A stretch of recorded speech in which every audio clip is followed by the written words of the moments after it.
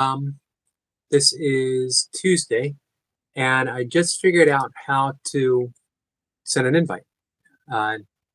Took me a while. Uh, I found uh, Duncan Walsh of Duncan Walsh Fitness.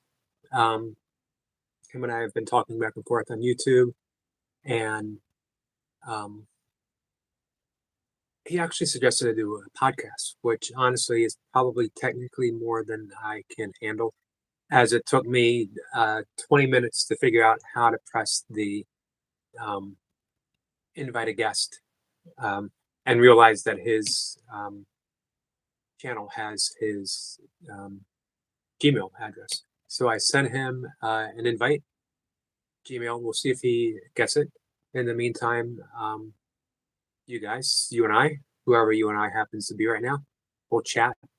Um, Hopefully he'll get the invitation shortly, and he'll be able to click on it and come along. It did take me a while to figure it out. So obviously, podcast just might be more than I am technically capable of. So maybe we won't call this a podcast, and we'll just call it a dialogue, a conversation.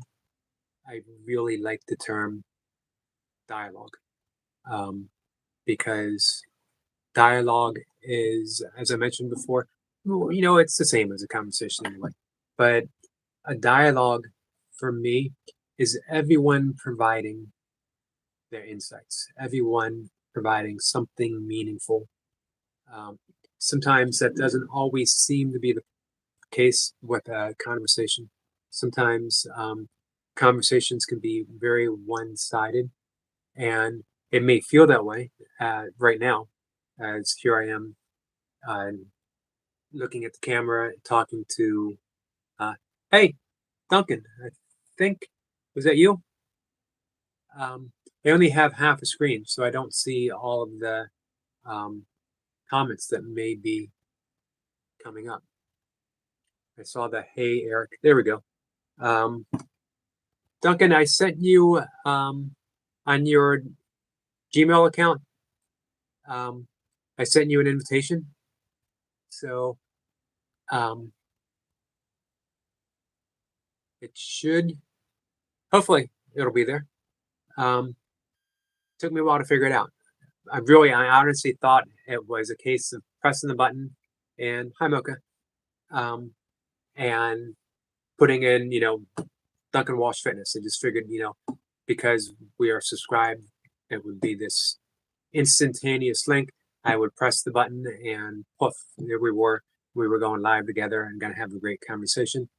Obviously, again, due to technical difficulties consisting solely in my head, it didn't work out that way.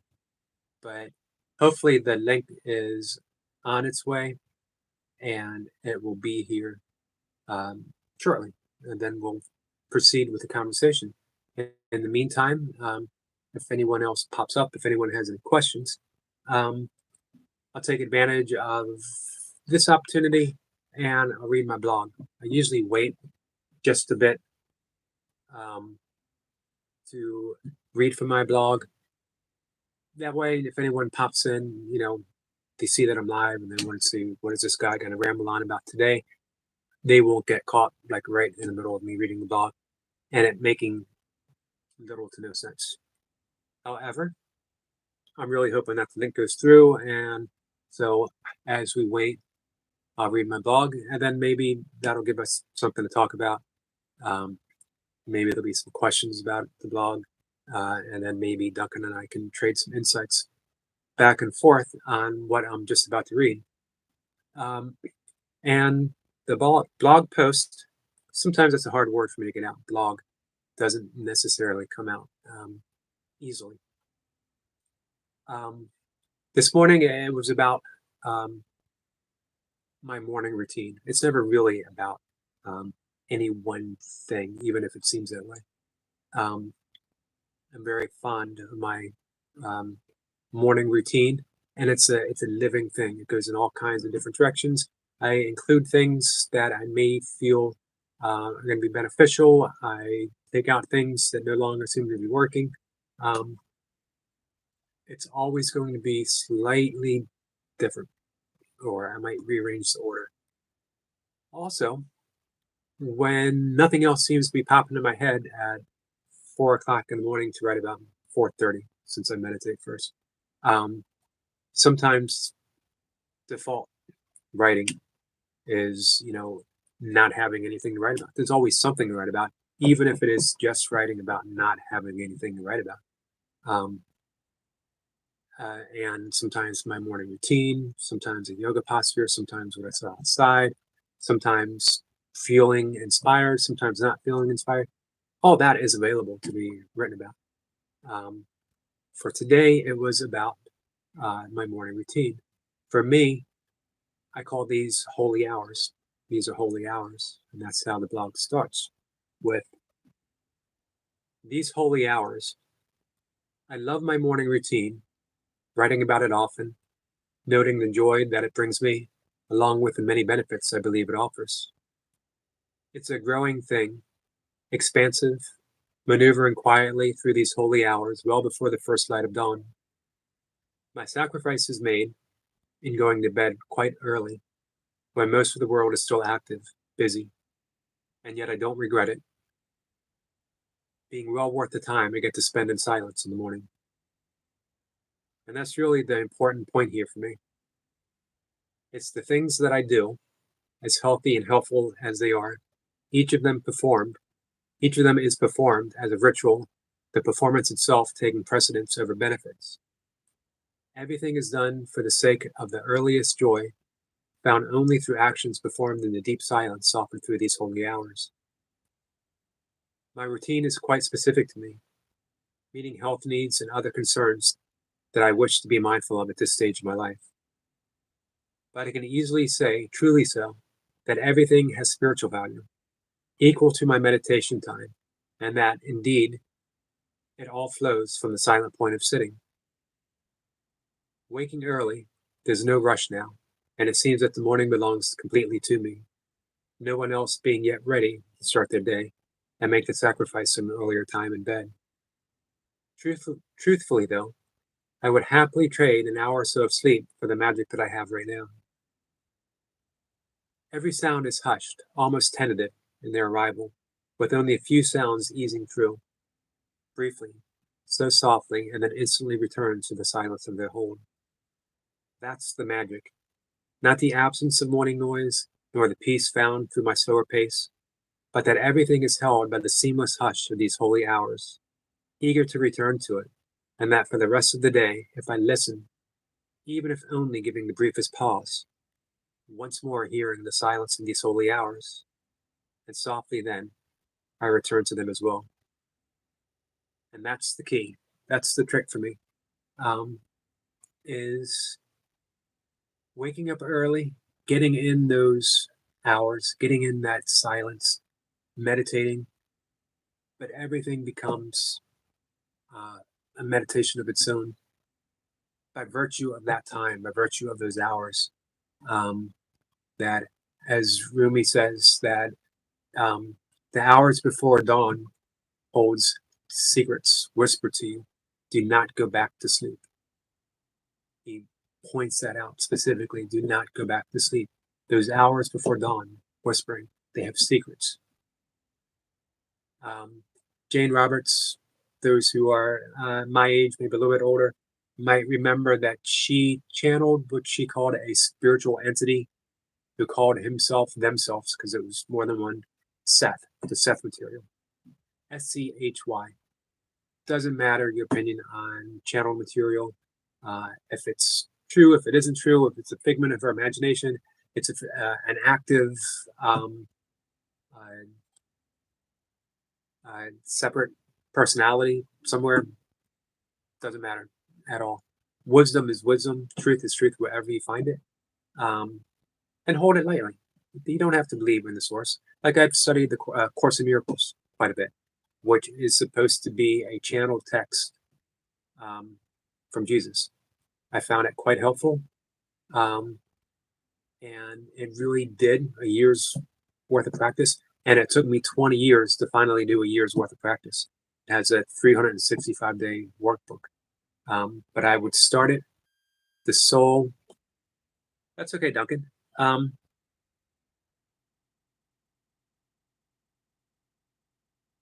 Let's see. Sorry, Duncan. I will figure this out, and we will have if it doesn't come up, um, then hopefully we will figure this out, and we will have another session together.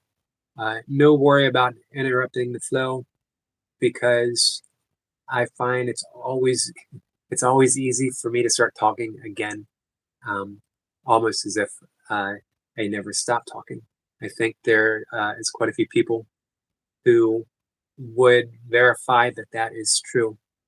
Um, so I appreciate you looking into it, Duncan. I've mentioned several times already that my technical skills are virtually non-existent, which is my hesitation in starting an actual blog.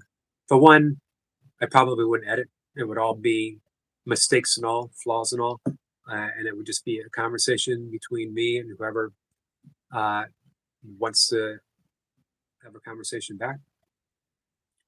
Um, so I was talking about those holy hours, Seth, Seth material, Jane Roberts, Course in Miracles, um, and what I um, what I found is here's one thing that Seth told Jane Roberts is that between the hours of 3 a.m. and 6 a.m., we will all receive a wake up call from God. Now, I believe that, whatever you want to call God, I believe that we all receive some sort of wake up call between 3 and 6. For some of us, men 50 and plus, that's the wake up call from the prostate telling us it's time to go to the bathroom again. Um, and but there's a deeper note there that um, the universe has something to say in those holy hours. Wake up, listen, because it's specific to you. I can't tell you what it is. Um, no one can tell you what it is. You can't say what it is until you actually hear it. Wake up and meditate, and that can just be sitting. Of course, I teach a very specific form of meditation, primordial sound meditation, derivative of the Vedic mantra tradition, which is the same tradition as transcendental meditation. It is not transcendental meditation, but uh, comparable. All Vedic mantra meditation comes from the same source, the same ocean. Everything else is just a tributary, offering specifics, but you get to the same source. Um, so wake up, meditate. And by meditate, it could be something specific, or it could be something as easy as doing some breath work, taking a few breaths, being mindful of the breath, listening to your heartbeat, and then listening to the space between heartbeats. Um, you'll often hear me talk about the gap. The key to meditation is falling into that gap, that space that's offered between each and every thought, the space that's offered between each and every word. Um, if we didn't have space between the thoughts, which is the truth of who we are, that openness, that spaciousness. In Buddhism, they'll call it the clear sky consciousness, the clear sky mind. Um, if we didn't have that space, it would just be one long noise that had some sort of appearance of a thought. It wouldn't have any meaning because there'd be no space between to give it meaning. Just like that sentence right there. They needed space between each word. Otherwise, it would be a series of vowels and consonants running together. It's the space between notes that makes the song. Zen specifically will say it's the space between the bars that keeps the tiger within. Um, it never quite made sense to me because you know, space bars without space would be what, a concrete wall, which would seem to be quite effective in keeping the tiger within. But I am not a Zen master. Um, anyway, what's your form of meditation? If anyone is here listening and they want to put something out there, what do you do to meditate? Um, Suggestions again, just watch the breath. Get up in the morning. You don't have to get in a specific position. Put your feet on the floor, sit upright, take a breath, release the breath. Listen. What do you hear? You hear the birds, maybe the dawn chorus, as they call it. You might hear traffic in the distance. You might hear an airplane flying over. You might hear nothing. You might hear that silence that is so holy at that hour that this is why I wake up, just to experience that. If I did nothing but listen for an hour and then went out to back to bed, it would be well worth that action. It would be well worth getting out of bed and listening. Um, Unfortunately, I have a housemate, roommate. Um,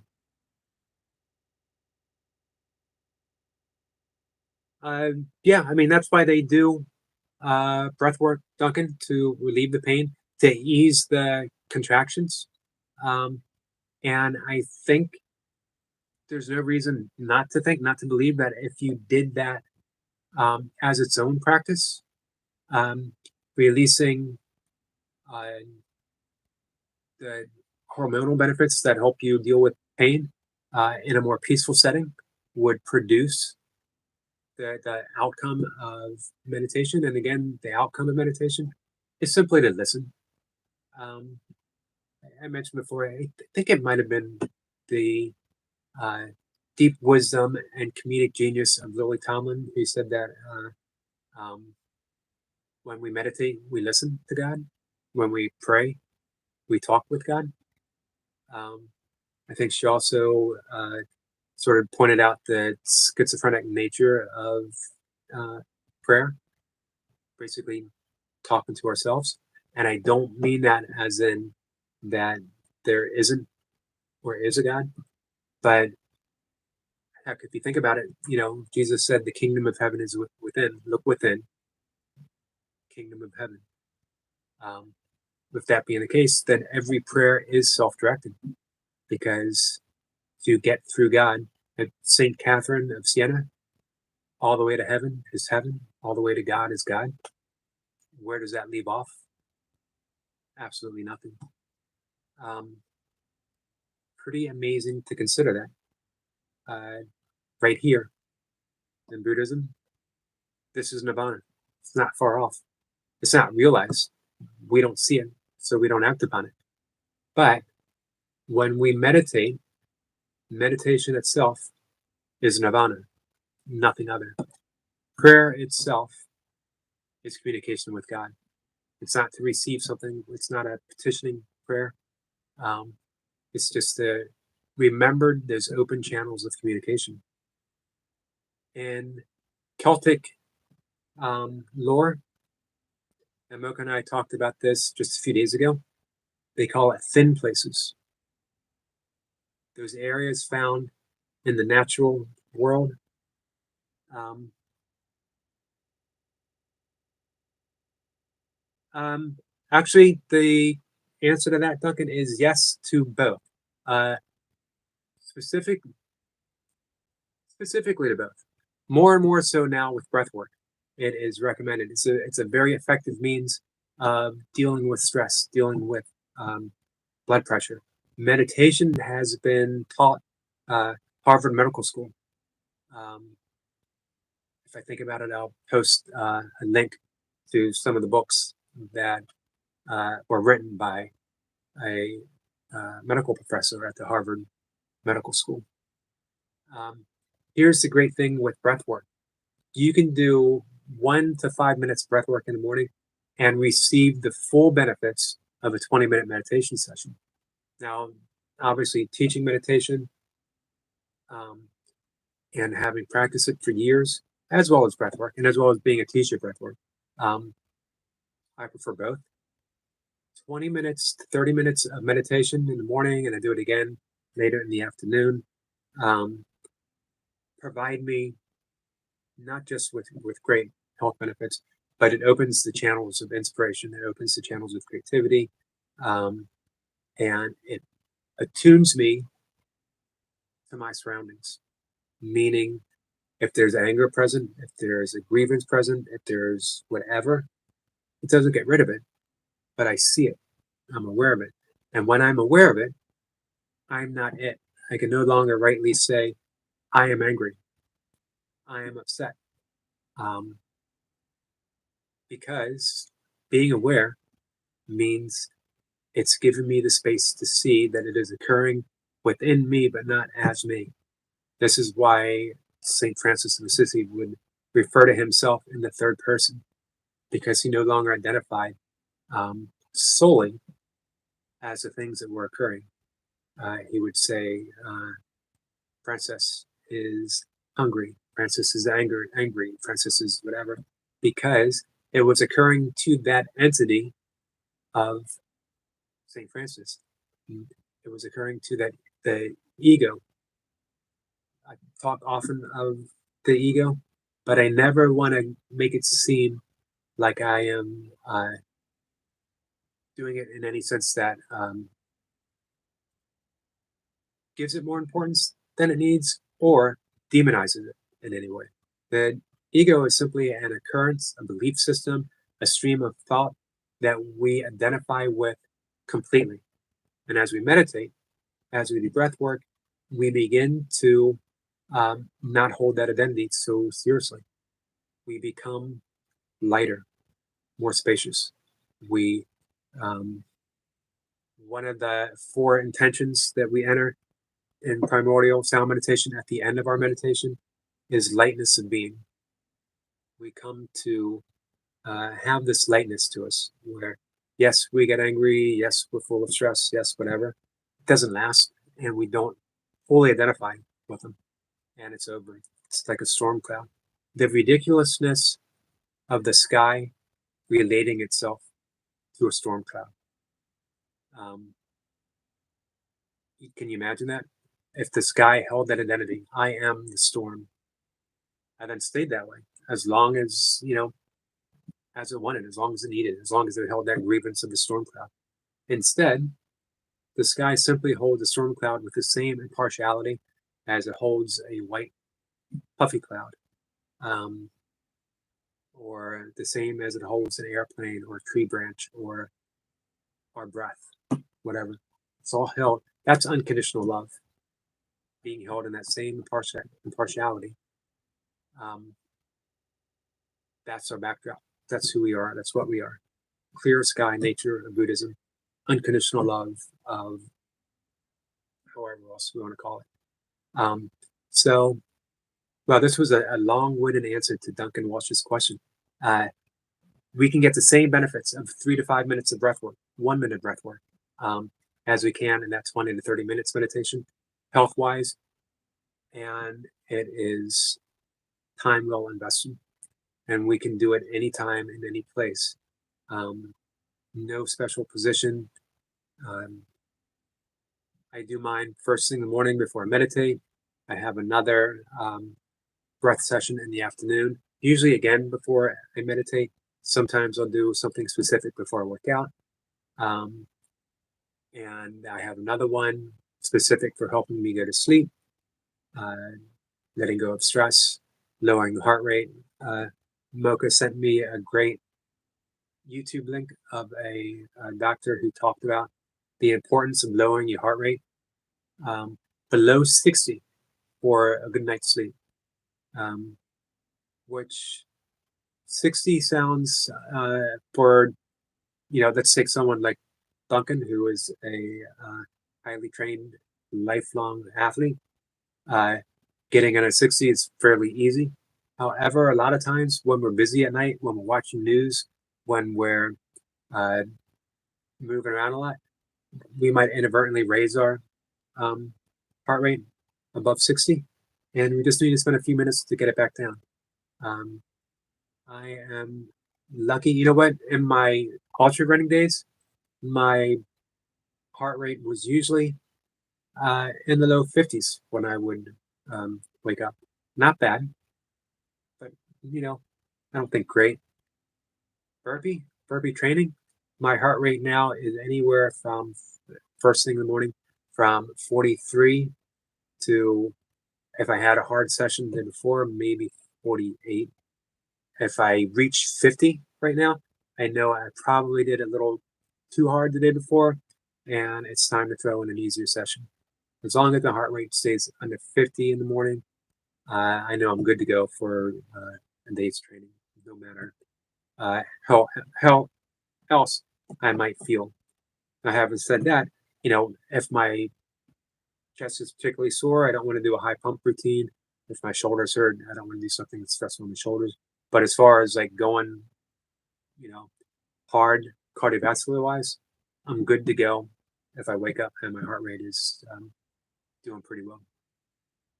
Um, so breath work is key for me in so many areas, has been for a long time. Uh, what I find, 3 sessions a day, 5 minutes tops, and then therapeutically as needed. Meaning, if I just if I'm going into what appears to be a stressful meeting, not for me. One, I don't have meetings. Two, if I did have a meeting, it wouldn't be a stressful meeting. But let's say I'm going into a doctor's appointment or whatever. Um, I want to do something to help lower my heart rate, to help ease the stress, to help get me to be focused, open, and calm for that meeting. So therapeutically is for whatever the situation calls for. Now, my morning breath, which is at a higher rate, uh, it warms up the um, lungs. It gets me breathing hard. Um, Oddly enough, the harder breath, and it doesn't affect my blood pressure as I check my blood pressure afterwards. And it doesn't affect my heart rate much. It does it first, and then it goes right back down. Um, I also might do that before a hard workout, and that would be the yogic breath of fire. It has a fancy Sanskrit name, which I would have to look up to tell you, and then I would have to remember how to pronounce it. So if you're interested, look up the breath of fire. I actually have some videos on YouTube where I talk about the breath of fire. So let's circle back. My morning routine. I get up. I would have a morning routine no matter what time I get up, but I laid out the reasons why I get up so early.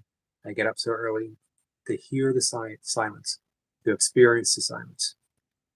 But my morning routine, even if I got up at 9 a.m., would consist of meditation. It would consist of, right now, I do the oil pulling, which is the Ayurvedic dental technique, tablespoon of oil. You can use sunflower oil, safflower oil, coconut oil. I started out with sunflower oil, but now I'm using coconut oil. Thank you to Mocha, who picked some non-solid coconut oil for me. I didn't want to have to chew it because coconut oils, some forms will solidify um, if they're left out. Not all. This one doesn't, so it's good. And that it actually, so many benefits to oil pulling. But the main one is it helps reset the microbiolic. I know I'm saying that wrong. It sounded wrong when it came out. Biodome in our mouth. It's great for gum health. It's great for dental health. Fights bad breath.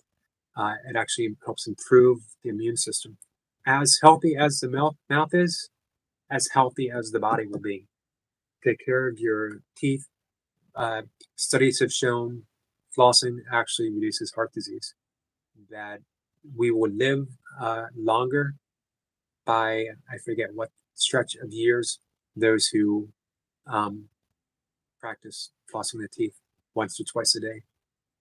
Having said that, that's of course barring getting hit by a bus or falling off a cliff. Flossing will not prevent bus accidents.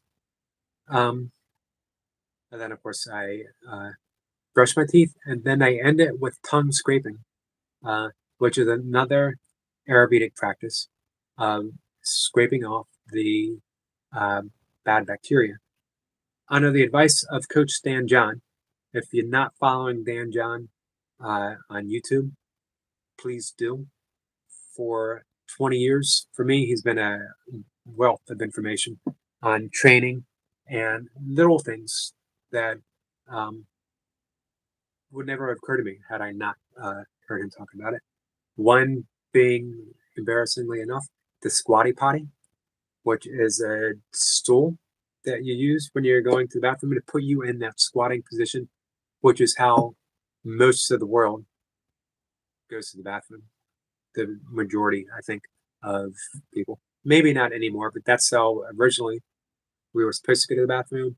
And as Dan John put it, when he got serious about elimination, his elimination got serious, meaning that um, it wasn't a leisurely activity for him. Um, that his de-elimination process clean, efficient, and he's done. No strain. Uh, that's part of my morning routine.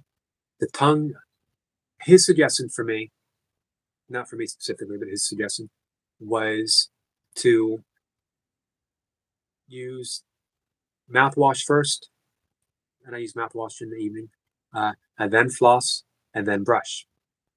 The reason being that the mouthwash uh, kills the bad bacteria and helps loosen it between your teeth. The flossing removes it, brushing removes it further, plus cleans the teeth completely.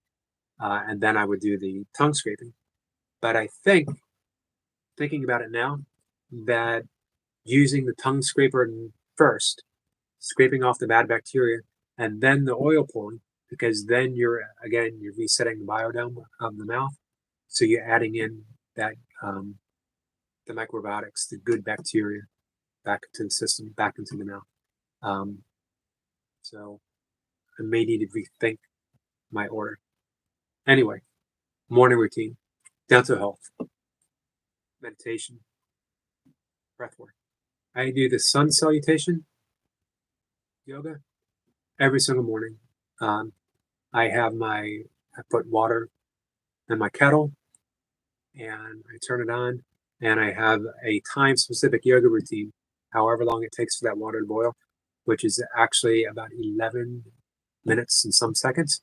And I do the sun salutation and then I do some specific inversions. Um, I recommend inversions to everyone. Get the head below the knees or the knees above the head several times a day, and your health will change. Your blood pressure will go down. You will ease stress. You will reset the vertebrae in your back. Um, Inversions are just a wonderful thing to do. Do the sun salutation, follow it up with inversions. Downward dog, um, shoulder stand. If you have a strong and flexible neck, you can do a headstand. I don't do headstands. I do have a strong neck, probably flexible. I guess I never tested the flexibility of my neck, but um, the times I've spent to master um, the headstand provides me with headaches and a little bit of neck pain. It never seemed to be worth the investment by the time I get there. So um, I don't. For me, I don't do it. If you have the time and you think it's something that you need, do it. But you can do the shoulder stand, receive the full benefits of a headstand. It's more comfortable, and you get all those benefits of the inversions. Um, so that is some of the important things I do in the morning. My uh, sunrise walk every morning, direct sunlight to the eyes.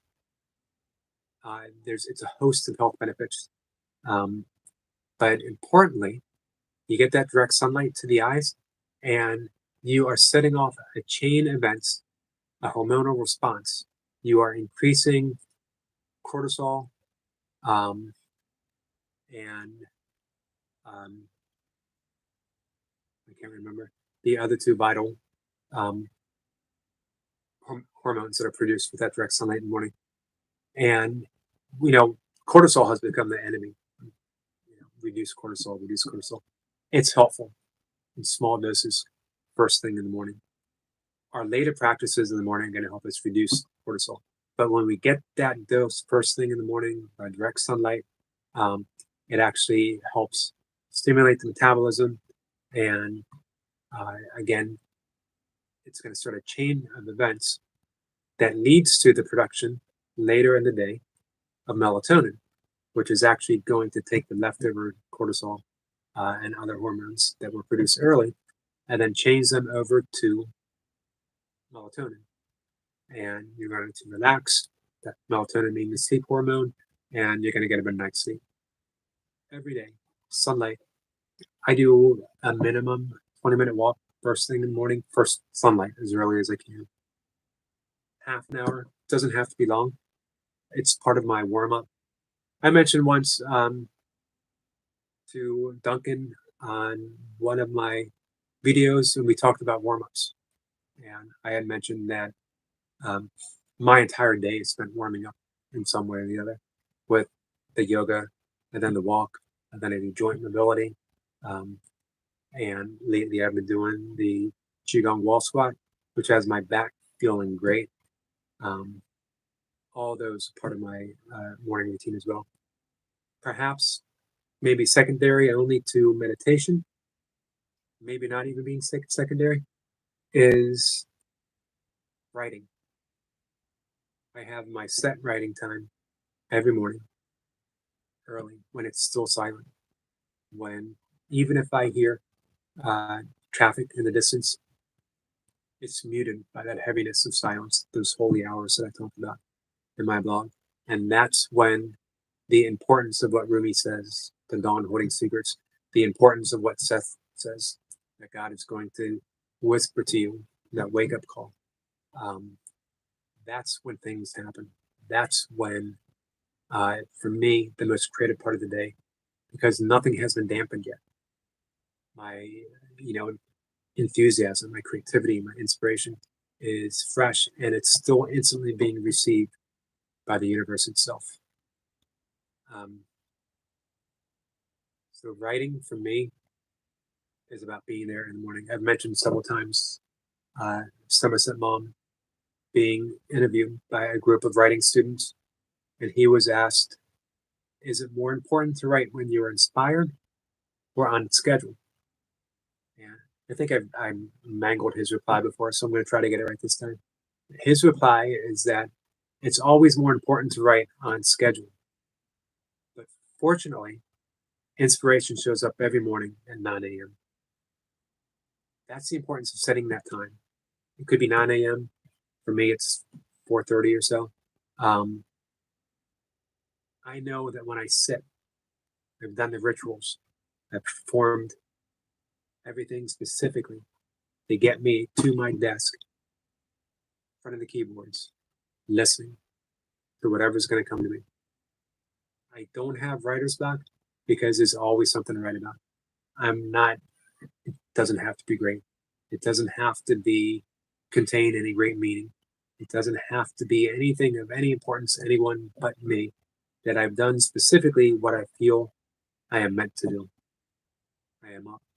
I am listening to the silence of the universe, and I am writing. I'm set. Anything happens after that, who cares? My day has achieved its peak. Oddly, I only get more peaks after that. Even if it seems a downfall, it ends up being a peak. I'm going to get out later in the day. I'm going to spend time with Mocha in nature, with Misty, the wonder dog, the Pomsky. I'm going to do all the stuff that I love. Sometimes all the stuff I love is in a space with some pretty shitty, depressing things. It never diminishes the stuff I love. How could it? And what I find is even that shitty, depressing things, it's just shitty, depressing things that are happening within that blue sky nature. Pretty easy. Life's pretty cool when you get to that point. And, I'm giving away some magic tips here. Here's the magic. Here's the key. We're always at that point. We don't have to strive for it. We don't have to reach for it. We don't have to spend 3 decades of meditation like I did. We just need to look. We just need to see. I pointed out earlier the importance of pointing, Douglas Harding and The Headless Way. The inquiry of pointing in the direction of which you are looking, finding the seer, and then you find the absence of the seer, And there it is. That's the Zen miracle. Emptiness, the Heart Sutra. Form is emptiness, emptiness is form. We can see that at any time. And that means that we are holding that depression, we are holding that sorrow, we are holding that grievance, we are holding that uh, shitty event. It's not happening to us, it's happening within us, which means it's going to go. We're going to let it go. It's already being let go. So, all right, guys, that's a 40-minute talk. And probably 30 odd some minutes, a little bit too long. I appreciate anyone who pops in and listens. My apologies to Duncan. My apologies to anyone who stopped by who wanted to hear uh, great insights from Duncan. And trust me, Duncan has great insights, not just on fitness, although fitness is a big, big thing. He is a lifelong athlete, and I actually was looking forward to hearing him talk a little bit about that. That he's in amazing shape, uh, explosively so. I like to think of myself as being in good shape, but I do not have that explosiveness that Duncan has, and probably never did, even in my martial art days. Maybe in my kettlebell lifting days or my Olympic lifting days, um, but I don't think in that extent. Anyway, not just insights on fitness, but he has written some very insightful questions to the things I've talked about that have helped me um, bring a little greater sense of awareness to those things and explore more deeply, which I always appreciate. And I always appreciate when anyone actually does that or offers it to me. Hopefully, I will figure out um, how to do these joint live sessions. And then the next time Duncan is free, him and I will do one together. And anyone else who would like to join me in a conversation, in a dialogue, regardless about virtually anything, um, what I try to do, here's my purpose of talking out loud to you guys, to whoever, is to find our spiritual connection of what we do. That everything holds that spiritual value. There's no such thing as a spiritual value that is separate from any other value. It's all one thing, seen differently. And yet we can all tie it together easily. And it actually is easy. Um, hey, if I can find spiritual value in the torture of a 20-minute burpee session, today it ended up being a 50-minute burpee session, then we can find spiritual value anywhere, especially if I'm doing it in a dusty basement of a 50-year-old townhouse. All right, guys. So I'm going to let you guys go, and we'll talk again tomorrow. Maybe with Duncan, hopefully. Maybe with someone else. Maybe just me. Either way, I appreciate everyone being here. Thanks again. You have a good day. Take care. Bye.